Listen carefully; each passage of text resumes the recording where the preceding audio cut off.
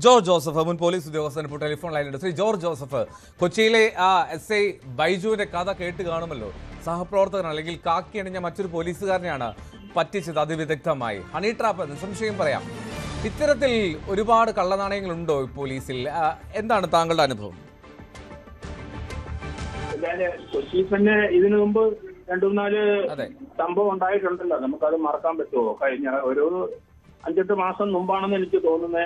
ഇവിടെ ഒരു ബ്രോത്തൽ ഹൗസില് കുറെ പേര് വർഷങ്ങളായിട്ട് അവിടെ ബ്രോത്തൽ ഹൗസ് നടന്നു. അതിന്റെ പിന്നില് ചില പോലീസ് ഉദ്യോഗസ്ഥരായിരുന്നു.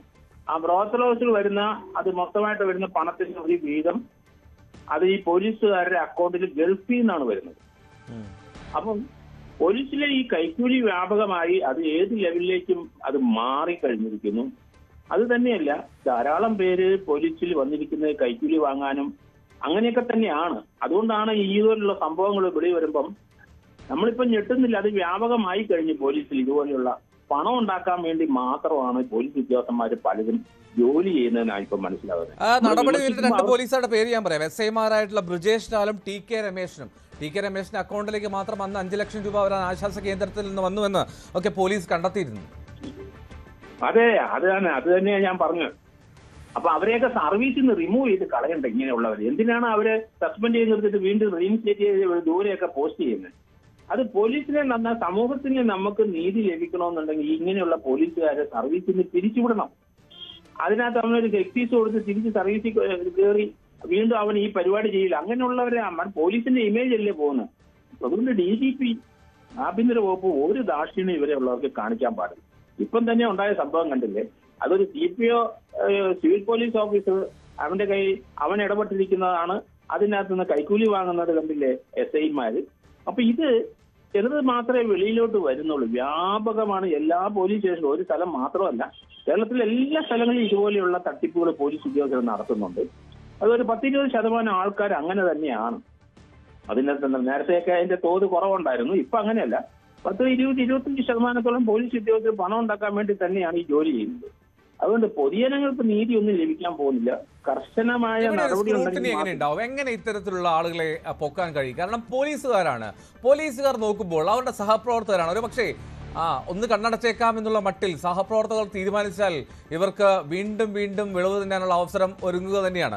അപ്പോൾ അവിടെ ഒരു സ്ക്രൂട്ടിനി കൃത്യമായി നടക്കുന്നില്ല, അല്ലെങ്കിൽ ഒരു ചെക്കിംഗ് നടക്കുന്നില്ല എന്നൊരു പ്രശ്നമില്ല. അവരുടെ ഇപ്പോൾ പോലീസ് ഉദ്യോഗസ്ഥർ എന്ന് പറയുമ്പോൾ അത് ഒരു സാധാരണക്കാരനെ പോലെ അല്ലല്ലോ. അവർ കൈകാര്യം ചെയ്യുന്ന കേസുകൾ കൈകാര്യം ചെയ്യുന്ന മേഖലകളൊക്കെ അത് അനവധിയാണ്. അപ്പോൾ ഇവരുടെ അക്കൗണ്ടുകൾ, അവരുടെ ഫോൺ സംഭാഷണങ്ങൾ ഉൾപ്പെടെ സാധാരണക്കാരുടെ പോലും ഫോണുകൾ ചോർത്തുന്നു. അപ്പോൾ ഇത്തരത്തിലുള്ള കാര്യങ്ങളിലേക്കൊക്കെ ഊർജിതമായി എത്തേണ്ട സമയമായില്ലേ? തീർച്ചയായിട്ടും. അത് കാരണം ഇത് കേരളത്തിലെ പോലീസ് ഉദ്യോഗസ്ഥന്മാരുടെ ഈ ഇന്റലിജൻസ് ഉൾപ്പെടെയുള്ളവർ കൊടുത്തിരിക്കുന്ന ഇങ്ങനെ ടാർഗറ്റ് ചെയ്തിരിക്കുന്ന കുറെ ഉദ്യോഗസ്ഥന്മാരുണ്ട്. പക്ഷെ അവർക്കെതിരായിട്ട് പൊളിറ്റിക്കൽ സ്വാധീനം കൊണ്ട് ഇപ്പം തന്നെ നമുക്കറിയാമല്ലോ, ഷാഫി പറമ്പലിന്റെ തലക്കിട്ട് അടിച്ചിട്ട് അതൊരു പോലീസ് ഉദ്യോഗസ്ഥനാണ്, യൂണിഫോം ഇട്ട ആളെ അടിച്ചിട്ട് അത് കണ്ടുപിടിക്കാൻ അവിടുത്തെ SIയോ CIയോ അല്ലെങ്കിൽ DYSPയോ കഴിയുന്നില്ല. കാരണം അത് മനഃപൂർവ്വമല്ലേ. വെളിയിലുള്ള യൂണിഫോം ഇല്ലാത്ത ആരെങ്കിലും അടിച്ചിട്ട് ഓടി അവനെ കണ്ടുപിടിക്കുന്ന പോലീസാണ്.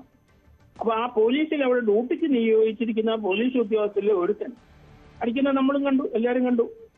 അതിന്റെ CCTV ദൃശ്യത്തിൽ കൂടെ നമ്മളെല്ലാം കണ്ടു. പക്ഷെ അയാൾ ആരാണെന്ന് ഇന്ന് വരെ മിണ്ടുന്നില്ല പോലീസ്. അപ്പൊ ഇങ്ങനെയുള്ളവർക്ക് സംരക്ഷണം കൊടുക്കുന്ന ഒരു നയം പോലീസിലുണ്ട്. അത് എന്ത് കാരണത്തിലാണ്? രാഷ്ട്രീയമായിരിക്കാം, സാമ്പത്തികമായിരിക്കാം. അതുകൊണ്ട് പോലീസിന്റെ ഇമേജ് ദൈനംദിനം മോശമായിക്കൊണ്ടിരിക്കുകയാണ് കേരളത്തില്. ഓരോ ദിവസവും ഇതുപോലുള്ള വാർത്തകൾ വരുന്നുണ്ട്. അതുകൊണ്ട് DGP അതുപോലെ ആഭ്യന്തര വകുപ്പും അടിയന്തരമായിട്ട് ശ്രദ്ധിക്കണം. കൃത്യമായ നടപടി വേണം. ഇങ്ങനെയുള്ള ഒരു സർവീസിൽ നിന്ന് കളയാൻ പഠിക്കട്ടെ. ഇവിടെ ഒരു മാങ്ങ പൊട്ടിച്ചവനെ നിഷ്കരണം കളഞ്ഞല്ലോ. അത് ഒരു 2 മാങ്ങ അയാൾ അവിടെ നിന്ന് പൊട്ടിച്ചുകൊണ്ട് പോകുന്നത് CCTV കണ്ടു. പിന്നെ അയാൾ സർവീസിലില്ല. അപ്പം അത് ഡയറക്റ്റ് എവിഡൻസിനാണ് തോന്നിയുകൊണ്ടായിരിക്കും കളഞ്ഞിരിക്കുന്നത്. പക്ഷെ ഇവിടെ അങ്ങനെ അല്ലല്ലോ. അതുകൊണ്ട് അവരെങ്ങനെയെങ്കിലും സർവീസ് തിരിച്ചു വരുന്ന വന്നോട്ടെ. അത് 10-15 വർഷം കഴിഞ്ഞൊക്കെ എത്തുള്ളൂ. കാരണം ഹൈക്കോടതി, സുപ്രീം കോടതി വരെ പോയിട്ടൊക്കെ കറങ്ങി വരുള്ളൂ. അപ്പോൾ അവർ പഠിക്കാനുള്ളത് പഠിച്ചോളും. അതുകൊണ്ട് കൃത്യമായ നടപടി വേണം ഈ കാര്യത്തില്. അതിന് യാതൊരു രാഷ്ട്രീയവും DGPമാരും അതുപോലെ IG-മാരും ADGPമാരും ഒന്നും അതിനൊന്നും ഒരു രാഷ്ട്രീയ സ്വാധീനം ഏക്കാത്ത രീതിയിലുള്ള നടപടി കർണാടകത്തിൽ കുറിച്ചാൽ മതി. അത് കോടതിയിൽ ആരെങ്കിലും കൊണ്ടുപോയിക്കോളും. അല്ലാതെ അത് സപ്രസ് ചെയ്യരുത്. അതുകൊണ്ട് ഇങ്ങനെയുള്ളതൊന്നും നമുക്ക് വെച്ചു വായിക്കാൻ കഴിയില്ല. അതുകൊണ്ട് ഇങ്ങനെയുള്ള പോലീസ് ഉദ്യോഗസ്ഥന്മാരെ രണ്ടുപേരും ആ CPM SI സർവീസിൽ നിന്ന് കളയാനുള്ള നടവിലോട്ട് അങ്ങ് പോകണം. അവരിനി സർവീസിൽ കാണരുത്. അവരുടെ ഒരു സേവനം CPO എന്താ തെറ്റാണ്? CPO അതിന്റെ അകത്ത് ഇരയായി പോയ ആളല്ലേ? അയാളൊരു സ്പായിൽ പോകുന്നത് അത് ഇല്ലീഗൽ അല്ലല്ലോ. അത് വ്യത്യാസമുണ്ട്. ഈ സ്പായെന്ന് പല സ്പായിൽ എന്താ നടക്കുന്നതെന്ന് അറിയാവോ? അവിടെ നമ്മൾ ആലോചിക്കണം. ഞാൻ തെളിച്ച് പറയുന്നില്ല. പല സ്പായ്. അപ്പൊ അയാൾക്ക് അവിടെ പോകേണ്ട കാര്യമില്ല. അയാളൊരു ഒഫീഷ്യലായിട്ട് പോകുന്ന പോകണം. അല്ലാതെ ഇവന്മാര് ഈ സ്പായി കയറി നടക്കുന്നത് എന്തിനെന്ന് എനിക്ക് മനസ്സിലാകുന്നില്ല. അവിടെ നിന്നൊക്കെ കളക്ഷൻ ഉണ്ടെന്ന് മന്ത്ലി കളക്ഷൻ ഉണ്ട്. ചിലപ്പം വഴിവിട്ട് സഞ്ചരിക്കുന്ന സ്പായ് ആണെങ്കിൽ അത് തീർച്ചയായിട്ടും അവർ മന്ത്ലി പൈസ കൊടുക്കുന്നുണ്ട്.